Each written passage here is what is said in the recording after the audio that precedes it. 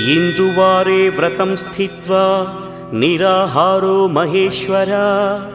नक्तं हौष्यामि देवेश एकबिल्वं शिवार्पणम् रामलिङ्गप्रतिष्ठा च वैवाहिककृतं तथा तटाकादि च सन्तानम् एकबिल्वं शिवार्पणम् अखण्डबिल्वपत्रं च आयुतं शिवपूजनं कृतं नाम सहस्रेण एकबिल्वं शिवार्पणम् उमया सह देवेश नन्दिवाहनमेव च भस्मलेपनः सर्वाङ्गम् एकबिल्वं शिवार्पणम् सालग्रामेषु विप्राणां तटाकं दशकूपयोः यज्ञकोटिसहस्रस्य एकबिल्वं